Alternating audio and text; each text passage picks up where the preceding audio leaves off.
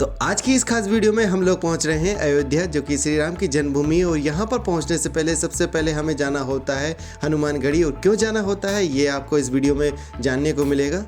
और साथ में हम लोग दर्शन करेंगे हनुमानगढ़ी में बैठे हुए हनुमान लाला जी के, जो कि बाल स्वरूप में है और अपनी माता अंजनी की गोद में बैठे हुए हैं। और जानेंगे कि यहाँ पर कैसे पहुंचा जाता है, किस तरह से यहाँ पे दर्शन होते हैं। ये सभी जानकारी इस वीडियो में आपको देखने को। तो अयोध्या में पहुंचने हुए सबसे पहले बोलते हैं जय श्री राम। और आइए चलते हैं और स्टार्ट करते हैं इस वीडियो को। तो अयोध्या धाम रेलवे स्टेशन से जो हनुमानगढ़ी की दूरी है वो मात्र 600-700 मीटर की दूरी पर है। तो यहाँ पर बड़े आराम से आप 5 से 7 मिनट के अंदर पहुँच जाएंगे। पर बैग वगैरह अंदर नहीं ले जा सकते हैं, मोबाइल वगैरह और कैमरा वगैरह ले जा सकते हैं। और बैगों का रखने का जो साधन है या फिर रख सकते हैं तो वो सिर्फ यहाँ से जो प्रसाद वगैरह लेते हैं वो उनके यहाँ पे रख सकते हैं, जमा करवा सकते हैं। बाकी लगेज ऐसा रखने का कोई यहाँ पे साधन है नहीं।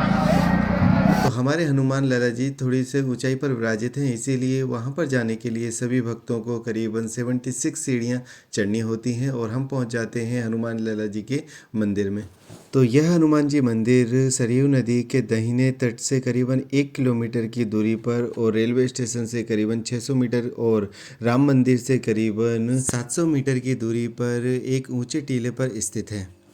तो यहाँ पर मंदिर में सुबह के समय और शाम को 3 बजे के बाद में यहाँ पर काफ़ी ज़्यादा भीड़ हो जाती है। अगर सही आपको दर्शन करने हैं और अच्छे से दर्शन करने हैं तो मेरा मानना है कि आप यहाँ पर सुबह 10:30 बजे के बाद और शाम को 6 बजे के बाद में आइए, अगर आपके पास में सही समय है तो। क्योंकि यहाँ के आसपास के जितने भी मंदिर हैं वो करीबन 12:30 से 1 बजे के बीच में बंद हो जाते हैं और शाम को 3:30 बजे के बाद में वापस से खुलते हैं। इसी वजह से यहाँ के श्रद्धालुओं का सबसे पहला दर्शन जो होता है वो हनुमानगढ़ी का ही होता है। और यहाँ से हनुमान जी की आज्ञा लेने के बाद में और मंदिरों के दर्शनों के लिए जाया जाता है। इसी वजह से यहाँ पर शुरुआती टाइम में बहुत अधिक भीड़ हो जाती है।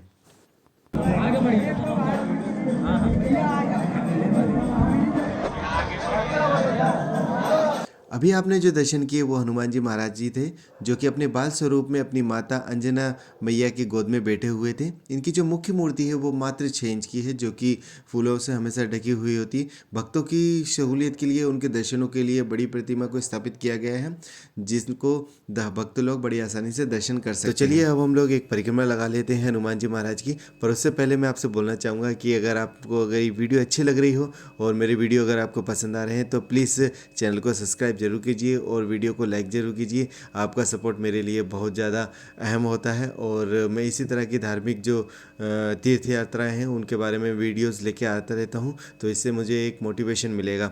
तो मंदिर परिसर में परिक्रमा लगाते हुए आपको और भी देवी देवताओं के दर्शन करने का सौभाग्य प्राप्त होगा। ये है नरसिंह भगवान, जो कि विष्णु भगवान के अवतार हैं। इनके आप दर्शन कर सकते हैं।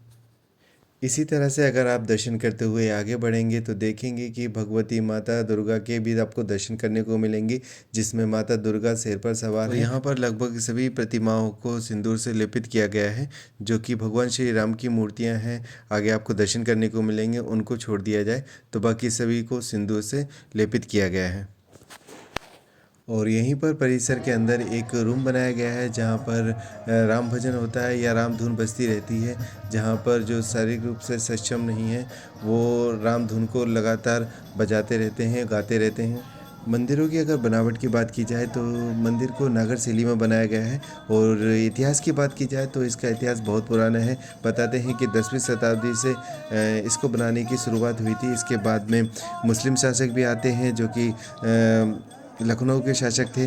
उनके पुत्र की तबीयत खराब हो जाने पर उन्होंने यहाँ पर आकर माथा टेका था और इनसे निवेदन किया था अपने पुत्र की सलामती के लिए। तो उनका जब पुत्र सलामत मतलब अच्छा हो गया था, सभी बीमारियों से मुक्त हो गया था, उसके बाद में उन्होंने यहाँ पर करीबन 52 बीघा ज़मीन मंदिर को बनाने के लिए दी थी। उस समय के निर्भय अखाड़ा के जो महंत या शिष्य थे अभय रामदास, उनकी सहायता से मंदिर को पुनर्निर्माण करवाया गया और उसी समय से यह मंदिर स्थापित है।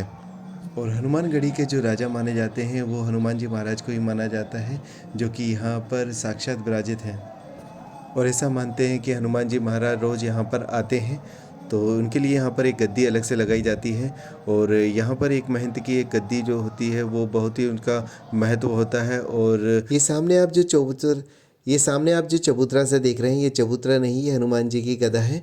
ऐसा बताते हैं कि जब श्री राम जी रावण का वध कर कर अयोध्या वापस आए थे, तो उनके साथ में ही हनुमान जी महाराज भी आए थे पुष्पक विमान में बैठकर, और यहाँ पर उन्होंने पहली बार अपना गदा रखा था।